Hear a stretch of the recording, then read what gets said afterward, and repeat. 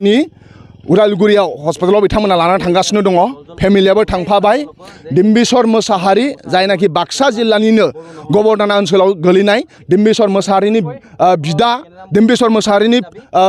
फिसालाया अलरेडि बुंबाय बे गावसिनि आफासो गावनि फंबायसो होननानै बे डिम्बिश्वर मोसाहारि जाबाय होननानै किनाराम बर'नि बिमायाबो बुंबाय बे किनाराम बर' नङा होननानै दा बाव हिउमेन राइट भायलेसन जाबाय दा ओंखायनो आसाम हिउमेन राइट कमिसनखौ जों नोंथांमोननि चेनेलनि गेजेरजों अनुरोध खालामनो नागिरो बे हिउमेन राइट भायलेसन जानायाव जा सास्ति मोननो नांगौ बे मोननो नांगौ 2 नम्बर खोथा जाय उदालगुरिनि पुलिसा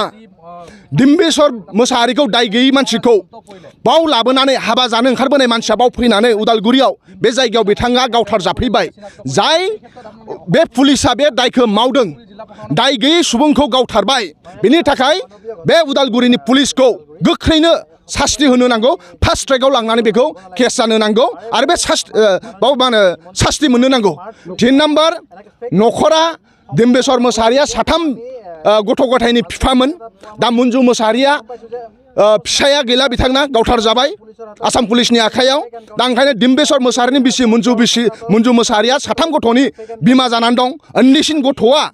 बिथाङा उन्दैसिन गथ'आ मेट्रिक परीक्षा होगोन देग्लाय ओंखायनो बिथाङा गोथै देहाखौ गोथै सोलेरखौ लानानै गावनि न'आव लांगोन माखासे जोंनि रिति नियम दङ बिनि थाखाय आसाम पुलिसा आसाम सरकारा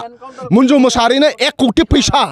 होनो नांगौ जिहेतु सासेल' बिथांमोना सर्स दंमोन बिफायानो बिथांमोनखौ फेमिलिखौ नायोमोन दिनै बिथांमोनाव जाय नायग्रा दायित्व लाग्रा फेमिलिनि हेडआ गावथार जाबाय न'खराव 1 कोटि फैसा होनो नांगौ आरो डिम्बिश्वर मोसाहारिनि 3 खुदिया दङ बिनिनो सोरबा सासेनो न'खरा सोलिनायनि थाखाय बिमाया सोलिलांनायनि थाखाय फंबाया फरायनांगौनि थाखाय सोरबा सासेखौ दान मोनसेनि गेजेराव साख्रि थिसनना होनांगौ जाहाथे न'खरा सोलिनो थाखाय हायो।